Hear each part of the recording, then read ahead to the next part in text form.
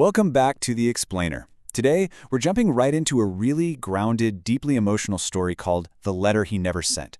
We'll be walking through the incredible journey of a father named Raza and his son Imran. It's a story that absolutely hits home, tackling the quiet, everyday weight of sacrifice and just how powerful real belief can be. We're going to break down the key moments here and pull out a message that, honestly, I think we can all use right now. But before we even get into Raza and Imran's journey, I want you to think about something. Actually, if you can, just close your eyes for a quick second. Think of the person in your own life who gave up something so that you didn't have to. You know who I'm talking about, right? Maybe a parent, a grandparent, or a mentor who just put their head down and worked, never complaining, never asking for thank you. Well, this explainer is for them. And it's for you. Because as we'll see, sometimes the most powerful letters in the world are the ones that were never actually sent. All right, let's jump straight into Section 1, Silent Sacrifice, a Life of Hardship. So our story kicks off with a guy named Raza. He's 34 years old, and he spent the last 11 years grinding away at the same iron factory. The source text paints this really gritty, vivid picture of his life. Every single morning, his alarm goes off at 4:30 a.m., way before the sun is even thinking about coming up. His breakfast is the exact same every day. 2 pieces of bread and a cup of tea in a little steel box. And his hands? Completely calloused, hardened from years of just brutal manual labor. His back constantly aches, his clothes are worn out, and his shoes have been patched up so many times they practically have their own history. And to really put that daily grind into perspective, just think about the number 40. Every single day, Reza walked 40 minutes to get to that factory. Why? Simply because he couldn't afford the bus fare. Or rather, he wouldn't let himself afford it. He willingly took on that physical toll every single day just to save a couple of extra coins. But here is what's absolutely amazing. When he finally gets home, no matter how bad his back is killing him, he makes one thing his absolute top priority. He sits down next to his son Imran and says, "Tell me what you learned today. Tell me everything." You see, Raza had to drop out of school at age 10 to work. He couldn't really read well, but he listened to his son's lessons like they were the most fascinating things ever spoken. Okay, let's move on to Section 2, The Envelope, Changing Everything. Picture this. Shoved way under Raza's bed, pushed right up against the dusty wall, is this old, rusty biscuit tin with some faded roses on the lid. But there were no biscuits inside. Actually, there had never been biscuits in it. It was full of money. And we're not talking crisp paper bills here. We're talking coins, saved up, painstakingly, one by one. Anytime Raza could shave a single coin off the grocery bill or the electric bill, into the tin it went. He never told his wife, he never told his son. It was his own deeply guarded, sacred little secret. And here's the real kicker. He did this for 13 years. Raza had been dropping coins in that tin since the exact day Imran was born. For over a decade, every coin was basically a silent promise saying, "I'm giving this up so he doesn't have to." And he never touched it. Not when the roof leaked, not when he got sick, not even when the factory cut his pay. That tin just sat there under the bed, getting heavier and heavier. Fast forward to present day. Imran is now 21, and a pristine white envelope shows up in the mail with a fancy university crest on it. With shaking hands, Imran opens it up. He got in, full admission to study engineering at a top university. He instantly runs to tell his dad.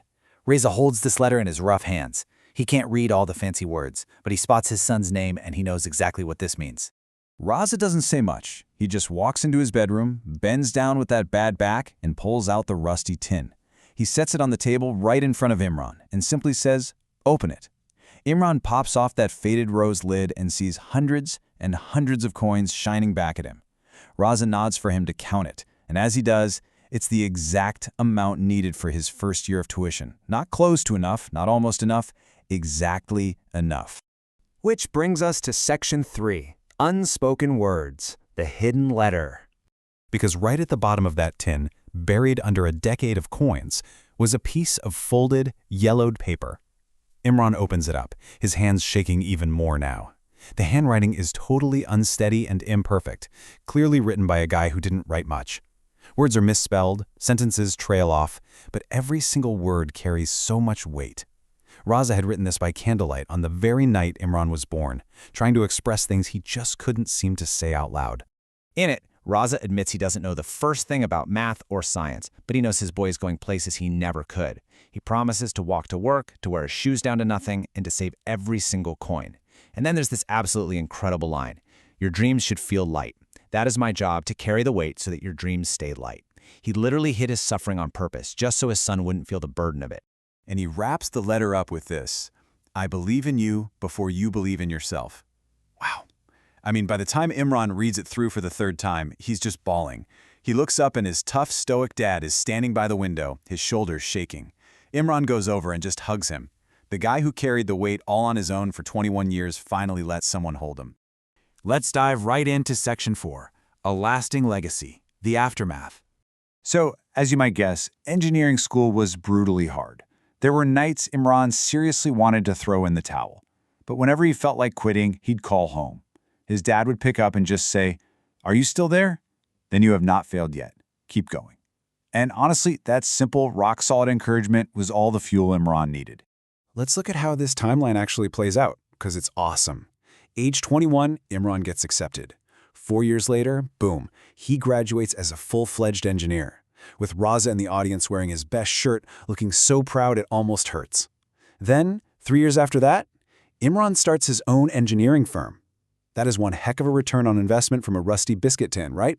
And the best part is, Imran never forgot who his very first angel investor was. It wasn't a bank. It was a guy walking 40 minutes a day to an iron factory. Because of that, Imran actually framed that yellowed letter. He hung it up in his office, right on the wall, so he'd never ever forget the weight his dad carried to get him there. All right, wrapping things up with Section 5, Finding Purpose, Your True Reason. Think about this for a second. Raza built this massive, multi-generational legacy without a single self-help book, no mentors, zero wealth, and barely any education. How? Because he had a deeply rooted, unshakable purpose. When someone finds a reason that true, they can pull off things that look completely impossible to the rest of us. And this is where the story really challenges us as viewers. Whether you're a parent, a kid, someone who gives behind the scenes, or someone who's benefited from another person's sacrifice, it really makes you stop and think about the absolute superpower of genuine belief. I literally want to read this next part to you straight from the source text because it hits the nail perfectly on the head. The most powerful force in the world is not money, it is not talent, it is a parent who believes in a child before the child believes in themselves. That right there, that's the whole takeaway of this explainer. Quiet action and deep belief literally shape the future. So, I'm going to leave you with one final question to chew on today. Who has been that biscuit tin for you? Who carried the heavy stuff in silence so your dreams could stay light? Today is the perfect day to let them know. Don't let your letter stand sent. Pick up the phone, go knock on their door, say thank you. Thanks so much for hanging out with me on The Explainer today.